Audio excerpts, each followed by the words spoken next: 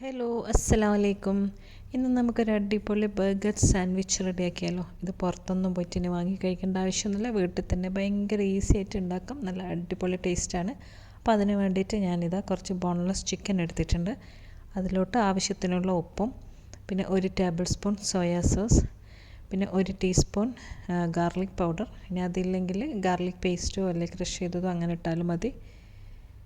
പിന്നെ 1 table spoon chilli flakes. നിങ്ങൾക്കിതിന് പകരം വേണമെങ്കിൽ മുളക് പൊടി അങ്ങനെയെല്ലാം ഇടാം.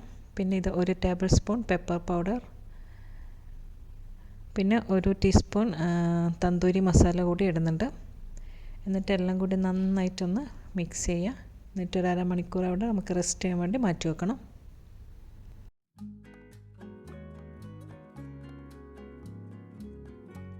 ഇനി നമുക്കിതിന് വേണ്ടിയിട്ടൊരു സോസ് റെഡിയാക്കാനുണ്ട്. അതിന് വേണ്ടിയിട്ട് ഞാനിതൊരു 3-3.5 ടേബിൾ സ്പൂൺ മയണൈസ് എടുത്തിട്ടുണ്ട്. അപ്പം നിങ്ങൾക്ക് എത്ര എന്താ പറയുക സാൻഡ്വിച്ച് റെഡിയാക്കുന്നു അതിനനുസരിച്ചിട്ട് മയണൈസ് കൂട്ടുകയും കുറയ്ക്കുകയൊക്കെ ചെയ്യാം. അപ്പം ഞാനിതൊരു 3.5 ടേബിൾ സ്പൂൺ എടുത്തിട്ടുള്ളത്. ഇനി ഇതിലേക്ക് 1 ടീസ്പൂൺ ഗാർലിക് പൗഡർ, പിന്നെ ഒരു 1/2 ടീസ്പൂൺ ഒറിഗാനോ, പിന്നെ 1 ടീസ്പൂൺ പാസ്ലി എല്ലാം പിന്നെ ഓപ്ഷനിലാണ്, ഉണ്ടെങ്കിൽ ഇട്ടാൽ മതി.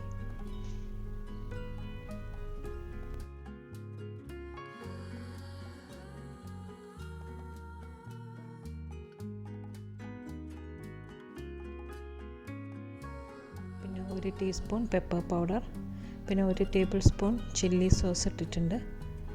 ഇനി ഒരു 1/2 ടീസ്പൂൺ പഞ്ചസാര, പിന്നെ കുറച്ച് മല്ലിയില. ഇതും കൂടി ഇട്ടിട്ട് നന്നായിട്ടൊന്ന് ഇളക്കി മിക്സ് ചെയ്യാം.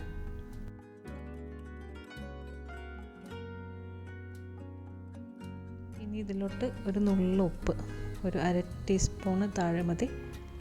സോസിൻ്റെ മയണൈസിൻ്റെ ഉപ്പ് നോക്കിയിട്ട് ഇട്ട് കൊടുക്കാം. പിന്നെ ഒരു ഹാഫ് ലെമൺ അതും കൂടി ഒഴിച്ചിട്ട് വീണ്ടും നന്നായിട്ടൊന്ന് ഇളക്കി മിക്സ് ചെയ്തിട്ട് ഈ സോസ് നമുക്ക് അവിടെ മാറ്റി വെക്കാം.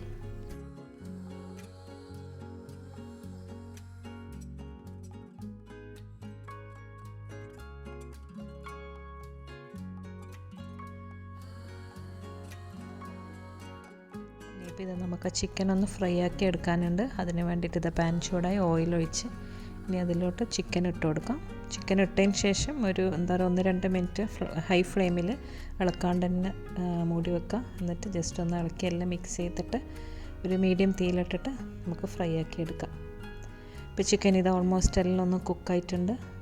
വലിയ പീസെല്ലാം ഉണ്ടെങ്കിൽ നമുക്ക് സ്പൂൺ കൊണ്ട് തന്നെ ഒന്ന് എന്താ പറയുക കട്ട് ചെയ്ത് കൊടുക്കാം. ഇനിയിപ്പോൾ ഇതിലോട്ട് ഞാനൊരു ഉള്ളി ചെറുതായിട്ട് കട്ട് ചെയ്തത്, ഒരു മീഡിയം സൈസ് ഉള്ളി, പിന്നെ ക്യാപ്സിക്കം 3 കളറും കൂടിയിട്ട് 1 കപ്പോളം ഉണ്ടാവും. അതും എല്ലാം ഇട്ടിട്ട് കുറച്ച് ഉപ്പും ഇട്ട് നന്നായിട്ടൊന്ന് ഇളക്കി മിക്സ് ചെയ്തിട്ട് അവിടെ വെക്കുക. അതിങ്ങനെ എന്താ പറയുക നന്നായിട്ട് വാടുമൊന്നും വേണ്ട, ജസ്റ്റ് ഒന്ന് വാടിയാൽ മതി. ഒന്ന് കടിക്കാനുള്ളൊരു പരുവായിരിക്കണം. എല്ലാം കൂടി നന്നായിട്ടൊന്ന് ഇളക്കി മിക്സ് ചെയ്യുക. ഇപ്പോൾ അതിൻ്റെ ആ ഒരു വെള്ളമെല്ലാം ഒന്ന് വറ്റി തുടങ്ങിക്കോട്ടെ. ഇനിയിപ്പോൾ ഞാനിതിൽ മെയിൻ ഒരു സാധനം ഇട്ടിട്ടുണ്ടായിരുന്നു, ചീസ്. അതിടുന്ന എന്താ പറയുക ക്യാമറ ഓൺ ആയിരുന്നില്ല, സോറി. അപ്പോൾ മൊസറല്ല ചീസ് ഉണ്ടല്ലോ, അതിപ്പോൾ 1 കപ്പ് ഇട്ട് കൊടുക്കുക ഈ സമയത്ത്. എന്നിട്ട് എല്ലാം കൂടി നന്നായിട്ടൊന്ന് ഇളക്കുക. ഇനി അതല്ലെങ്കിൽ സ്ലൈസ് ആണെങ്കിൽ ഒരു 4 പീസ് ഇങ്ങനെ വെച്ച് കൊടുത്തിട്ട് ആ ചീസെല്ലാം ഒന്ന് മെൽട്ടായി ഈ ചിക്കനെല്ലാം ആയിട്ടൊന്ന് മിക്സ് ആയിട്ട് വരുമ്പോൾ നന്നായിട്ടൊന്ന് ഇളക്കി ഒരു എന്താ പറയുക 2-3 മിനിറ്റ് ഹൈ ഫ്ലെയിമിലിട്ടിട്ട് നമുക്ക് ഫ്ലെയിം ഓഫ് ചെയ്യും. അതുകൊണ്ട് ചീസ് എന്തായാലും ഇടണം, ഇടാൻ മറന്നു വരുത്. മൊസറല്ല ചീസാണെങ്കിൽ ഒരു 1 കപ്പോളം മതി. നന്നായിട്ടൊന്ന് ഇടുക. അപ്പോൾ ചീസും കൂടിയാണ് ഇതിൻ്റെ ഒരു ടേസ്റ്റ് എന്ന് പറയുന്നത്.